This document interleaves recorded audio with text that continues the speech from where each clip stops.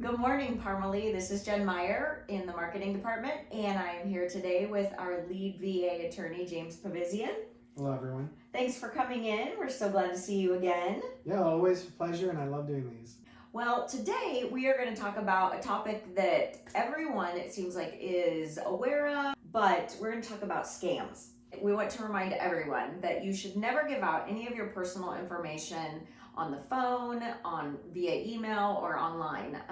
If someone contacts you and they're asking for your social security number, a bank number, a credit card number, you need to hang up immediately. If you are initiating the contact, that's fine, but just always be hesitant and always be leery and just on guard so that you are following your gut instinct and knowing that you feel comfortable with what's going on. So let's go ahead and talk about some scams. I don't know if scams is the right word, maybe like shady practices. Yeah. That are being targeted towards our veterans. But first, before we get into that, why don't you just kind of review and familiarize us with the process, what really is legit and what we can do for veterans when we help them. Yeah, there's both scams and then also shady practices that are technically illegal but have not been enforced very well because no one knows what to do with them. And we'll talk about that here soon. But what it should look like, there's generally two avenues to get help for a veteran to get their benefits. The first is through what's called a veteran service organization. So these are things like the DAV, the VFW. Each state has their own Veterans Commission. So Missouri has a Veterans Commission, Kansas has a Veterans Commission. So if you're going through one of those veteran service organizations, that's going to be legit. They're not going to ever ask for payment. A lot of that is done through grants by the government, so you never have to give them any money. The other way, and the way that obviously we work here, is attorneys. So you can hire an attorney to advocate for you. Normally that happens after your initial decision, but some attorneys like us will help veterans file their claims. And we will charge only if it's for an appeal. So if someone has never filed before and they call us and we deem that this is a case we want to help with, we'll do all the work. We won't submit a fee agreement. We won't get paid for it if they get their benefits. But if they get denied and we have to ask for an increase, then we will get paid for any work we do on the appeal. And that's set by law. The floor is usually 20% of back pay, and the ceiling is usually 33% of back pay. Anything outside of that range is completely inappropriate. You can go lower, I guess. There's nothing wrong about that. But going higher than 33% is very unusual and would likely be inconsistent with regulations.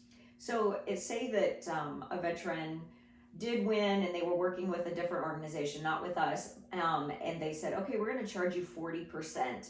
What should that person do? That's a great question. So I guess it depends on the organization, right? So there are organizations, and if you want to get into the shady practices, this is one of those. Okay. Which is, there are organizations out there who will say, not only do we want 40% of your back pay, but they'll also say, we want 40% of your first year's benefits. So that is completely illegal. You cannot, the only money that we as attorneys can get is from the back pay, and it's in that range, 20 to 33%. These organizations that charge that 40%, they're not even charging it for winning the case. It's a consultation fee is what they call it, for helping the veteran put together the application and submit paperwork that they think is going to help the veteran win. And in return, the veteran agrees to pay them well over what is regulatorily normal for that type of claim. Are they contacting veterans? Are they advertising to them? How are they getting clients? Yeah, we've had a few clients of our own that have unfortunately been, I won't say clients because they're not law firms, but they've engaged with these firms. And the way that I've learned that they discover them is online. They do a very good job of advertising their benefits or services online. They seem very legit from the way the advertising is done. They have their own websites. And when you communicate with them, they're very knowledgeable about the process. And so it's very easy to see why a veteran would be misled to believe that this is a legit organization trying to help them. Very rarely is it by phone. Now, those are other scams we can talk about. The ones that I'm talking about that charge those exorbitant fees, they operate like a very large business and organization because, again, they have the resources to do so. When a veteran contacts them and says, I want to work with you, what do these people say that they're going to do for the veterans? Yeah, and the key word you want to hear, at least keep an ear out for, is consultation. Because they are not law firms. They're not veteran service organizations.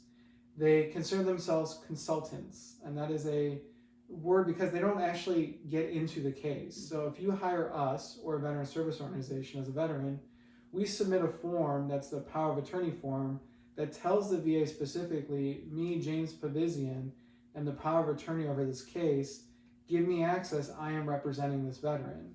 These consultants don't do that. What they do is they talk to the veteran, get information, they then deem which cases are going to have the best chance of winning, and then they consult with the veteran on what they need to do. Here are the form, like sign this form, we'll complete it for you. And then they'll also try to get the veteran some nexus opinions, so they have doctors that they work with, or they say, well, you need to get X, Y, and Z. You put it all together, and the veteran then submits it. They're not submitting anything to the VA. They're not communicating to the VA that they're the ones helping the veteran. The veteran is technically doing all the work themselves, but being consulted or coached is probably the better way by these firms on what to do to put their application together the best to get the best chance of succeeding. And if the veteran succeeds, then they're obligated to pay these, well, they're not obligated, but they contract to pay these consultants that 40% or higher of their benefits. And that money, they would just have to write them a check and send it in, or do they take it out of their pay? Can they do that? Jen, this is the part that's like scary to me. And again, this is why it's important to make sure that as a veteran, if you're seeking help, you can go online. The VA Office of General Counsel has a website that you can put in the name of these people, or even my name, and you can see if I'm VA accredited. Because what happens is, so you do have to send them a check for the back pay, but that's not usually how they operate. What they do is they get access to your bank account, and they automatically draw out the money each month. So when the back pay goes in the bank account, they monitor it, know it's in there, they take their portion out, and then every month when that money comes in, they're taking off 40% of that money until the year's done. And then I don't really know if they ever let go of that access, but that's how they're getting, a lot of them get their money, is they actually have direct access to the veteran's bank account. That is so scary. Yeah, it's terrifying. Oh my goodness, that could just end you. I mean, as a veteran, you're already in a difficult situation, being disabled and that kind of thing, and then just opening up the floodgates to somebody sticking their hand in your bank account. James, what should you do if you suspect that you have been a victim? So, first of all, you can always just create a new bank account that's just yours that they don't have access to, and direct the VA to send your monthly check to that new bank account. At the end of the day, if you don't pay these people, then you're not going to go to jail. Breaking a contract is not a crime. They would have to come back and actually sue you to enforce the contract. My guess is they probably won't do that because you then can have the defense that it's an illegal contract, that they're charging you a fee that's inconsistent with the laws of the United States of America. The other thing you can do is report them. There's a general VA number, 1-800-827-1000. That is the General Benefits Hotline. I am pretty sure if you call that number and talk to a representative and say, hey, I feel like I'm being scammed, at least you can report them. The government can have their information. And if there's certain bills that are going through Congress now passed, it could help them get criminally prosecuted. Okay, great. Thank you for sharing that. Definitely want to put that out there so people know what they can do if they become a victim to this situation. What have you had to do to be able to represent veterans? Yeah, there's a few answers to that. Number one, as a VA accredited attorney, every couple of years I have to make sure I'm up to date on the laws. So I am obligated to do continuing legal education to keep up my credentials. Now, what we do here at Parmalee is all our attorneys who practice in VA are part of a trade organization called NOVA, and that is a group of attorneys and advocates like VSOs that get together every 6 months or so, and we have 2 days of just training. What's new in the law, what's coming up. We have discussions with leaders at the VA, both at the regional offices as well as the Court of Appeals and the board. So we have really good relationships and really good training to make sure that as the laws change, as new developments happen, we're at the forefront of that. So that's one difference. And the other is the fact that I am, as an attorney, obligated to follow the rules of ethics. So if a client, if like say I'm trying to defraud a client or scam them the way these organizations are, not only would the Office of Investigative General be able to criminally prosecute me because I am a VA accredited attorney and I'm putting myself out to represent people, but also the local bars. The Kansas Bar Association, the Missouri Bar Association can do malpractice suits against me. I can get disbarred. I can lose my livelihood. And that's what makes us different than these other organizations we were just talking about, is because I am accountable not only to my client, but to the bar and to the United States government. So I have every incentive not to scam people, because if I do, all that work I put into building the business and getting my license goes away. And Right.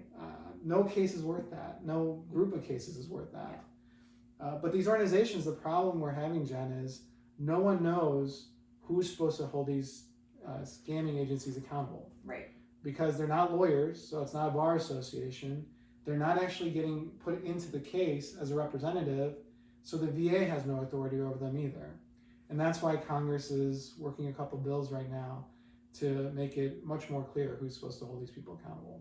So it's a business, it's a money-making scam. It is. And we're so glad that you shared it with us, that we can make our viewers aware of the people out there that are going to try and take advantage of you as a veteran, and you're in a hard situation, Right. you know, when you're in a difficult place.